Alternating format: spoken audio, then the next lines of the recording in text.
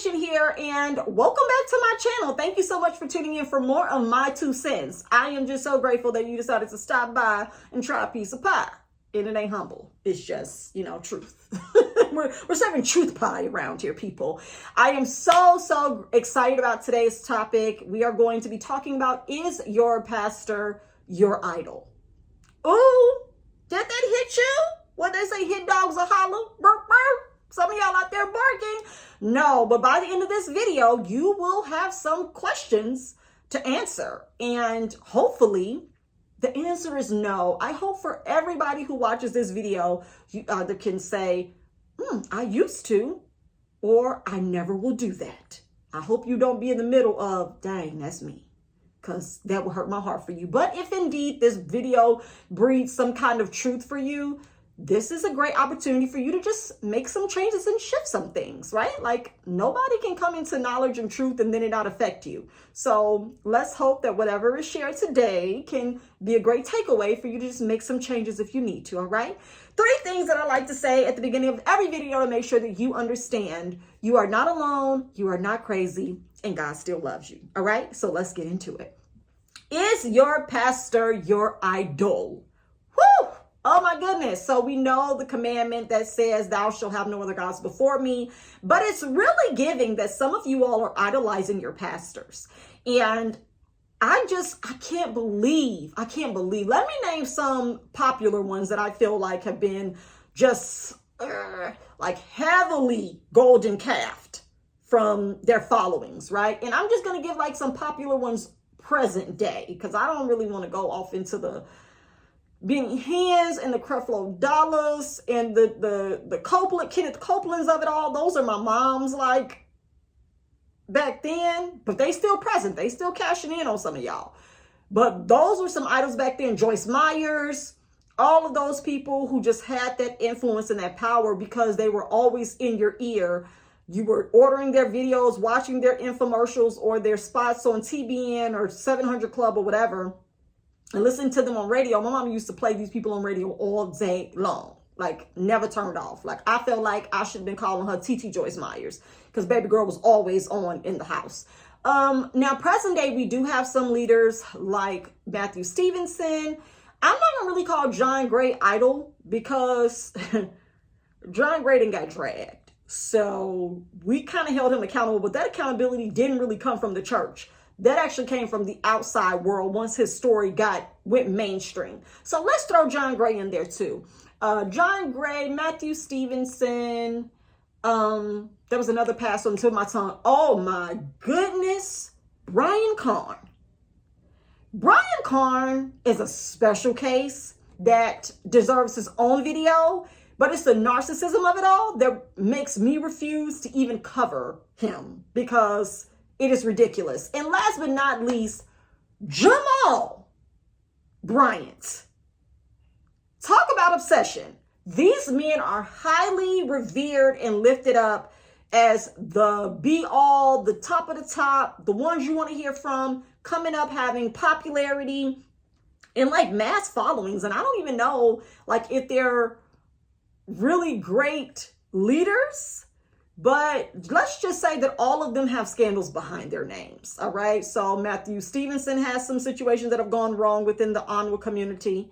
Then you have Jamal Bryant. I'm not going to even start. Just Google the man. Brian Carn. Not going to even start. Just Google the man. And John Gray.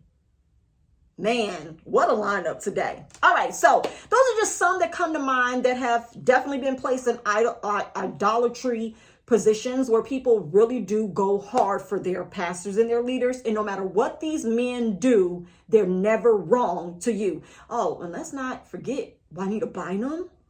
Oh my goodness. I don't even know if there's any more female pastors as highly exalted or revered as she is, but her for sure, like, it's giving weird. Oh my goodness. I can't even begin to explain, but let's go into it. So here's some questions to ask yourself. Is your pastor an idol for you, or is any pastor an idol for you?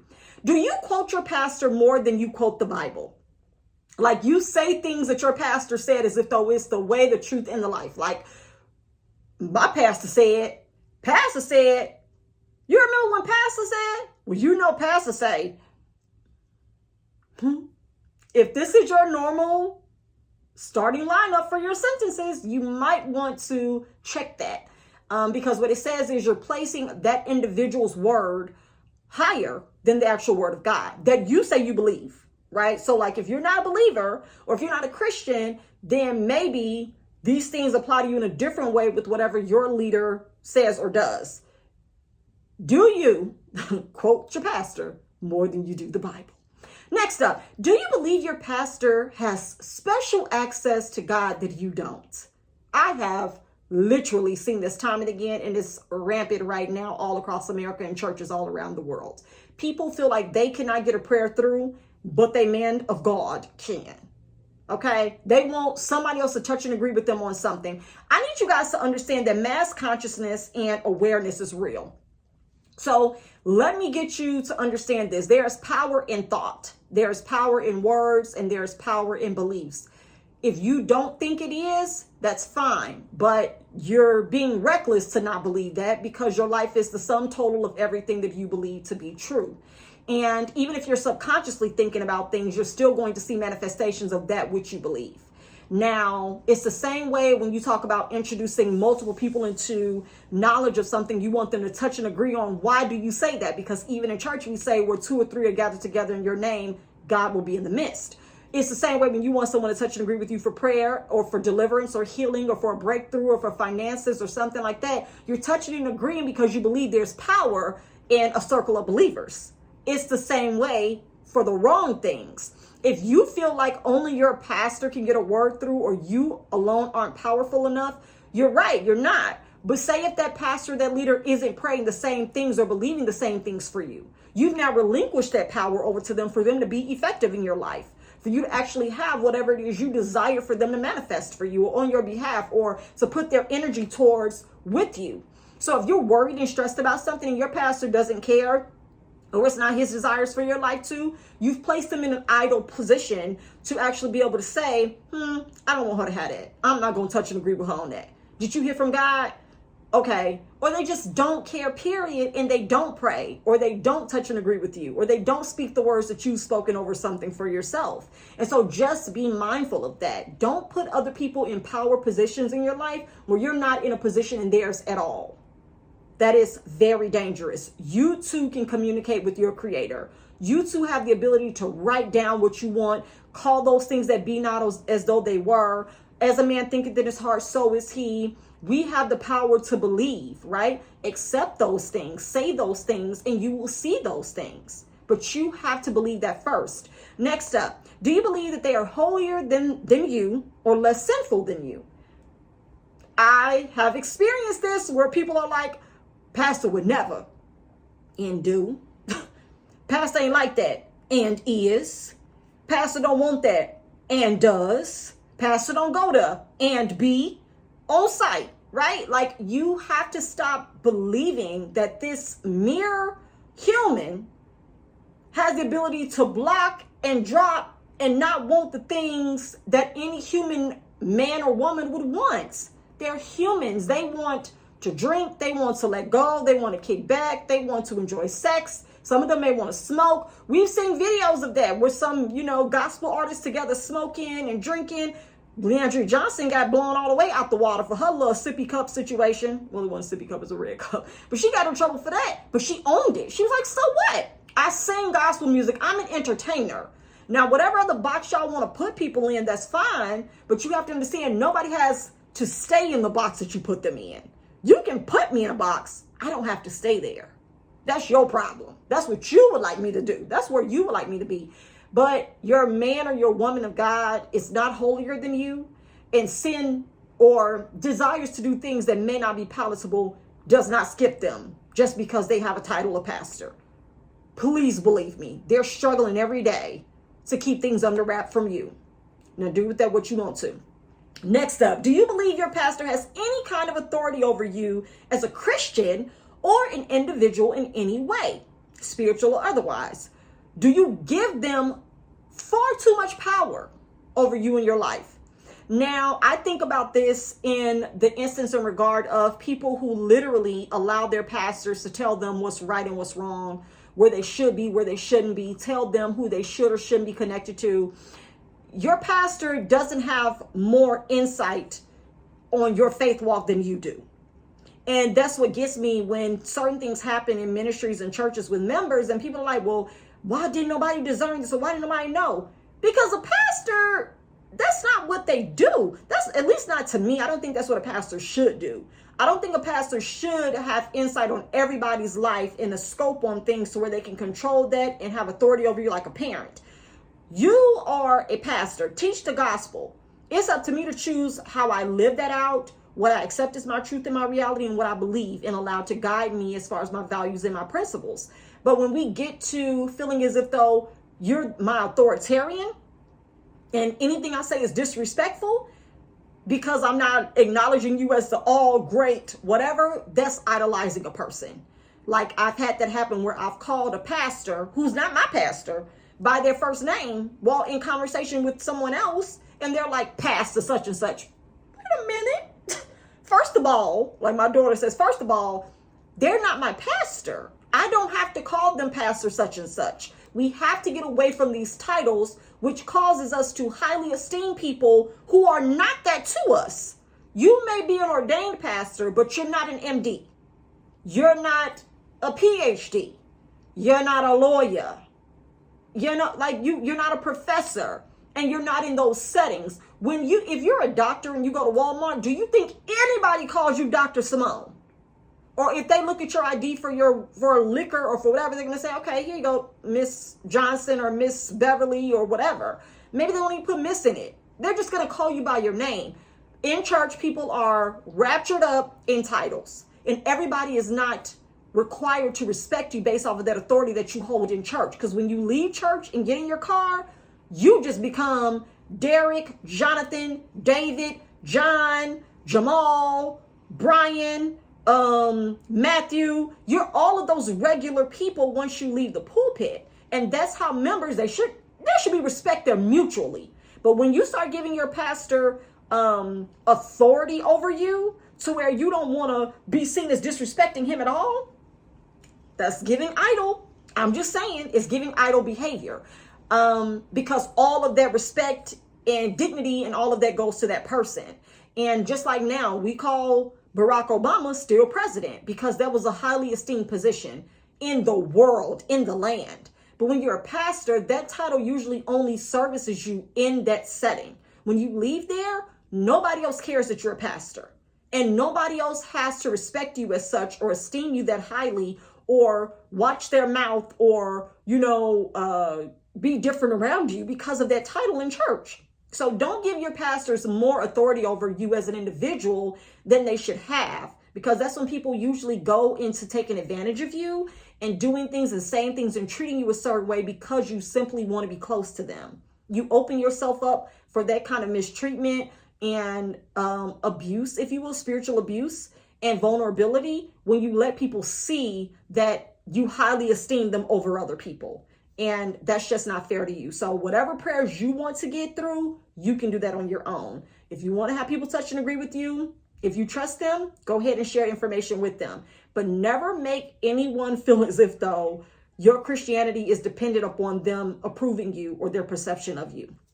All right. And last but not least, do you protect your pastor or feel disrespected when someone comments on the way that they teach or they challenge their beliefs? Kind of like that, I fight for my pastor. Like going in on people that says something about your leader, like going off, having a whole beehive-like mentality. That is idolizing an individual. That's cliquish behavior, which has no place in ministry. People are coming there from all walks of life with all kind of experiences and all kind of belief systems. And if you want everybody to be on one accord, nobody should come in and feel as if though there is a possibility of being attacked or disassociated because you don't like how they talked about your pastor, or you don't like comments that they made or questions they may have, posed in response to things they've heard or have seen that just didn't add up to them. Being in a defensive mode over a man is a problem. Like, I go to bat for my kids, my mama, and my husband, but not in that order.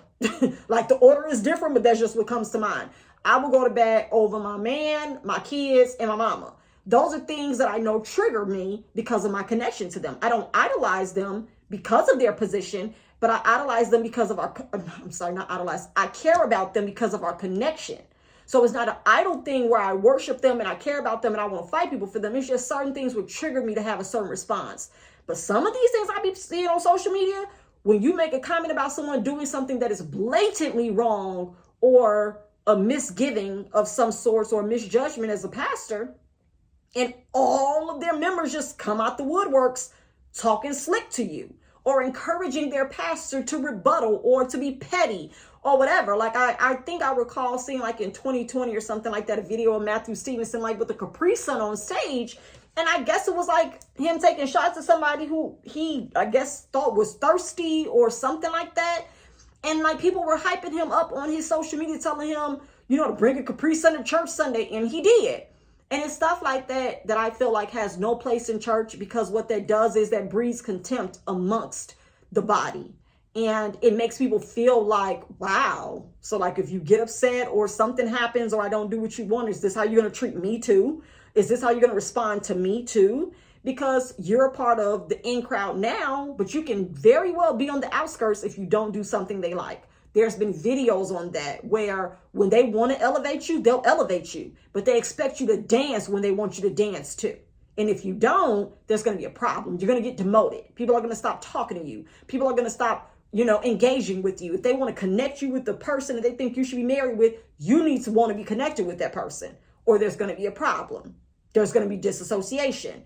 And so you just have to be mindful of the person you're protecting. Do they protect you the same way? You want to go to bat for somebody like that? Go to bat for the gospel, right? Like get developed in spirituality and have an open, clear mind about things you believe. Don't go that hard for a whole nother human. Like that is idolatry. Like it just really is. I'll fight over my pastor, like cussing people out over your pastor. I'm good. Like I've listened to my pastor go in full on debates with another pastor for scripture and get ate up. Do you hear me? Like shredded. Mozzarella cheese shredded. He didn't know his scriptures for nothing when it came to him talking to this other pastor. And I couldn't say nothing. Like I wasn't mad at the other pastor because it was just like, hey, study the word, show yourself approved. You out here teaching me. He just taught you. So everybody needs to be able to stand on their own 2 feet in church and in their beliefs. And if your pastor is idolized and you take his word over everything or her word over everything, and you want to be like them, you want to image and mirror yourself after them, you want to get the same haircut, you want to dress the same way, wear the same shoes, drive the same car, drive your pastor around, be an armor bearer for days on end, travel with them and leave your family to where you can barely be your own individual because you're so connected at the hip with this other individual, a man at that, who has a family and a life and a calling. What is your identity? Is your identity literally wrapped up in this other person's? Be mindful of that and be watchful when you go to churches that have that kind of environment and clique, where everybody looks like little mini-me's, where everybody is crowding around the leaders and doing what they want them to do. Those are sure signs that there's idolatry happening and there's no connection with God or the gospel, but there's all kind of connection with the man that leads the ministry. And that is problematic, because as soon as you don't walk the line or do what they want you to do or act how they want you to, you're going to fall prey to whatever that looks like with them cutting you off.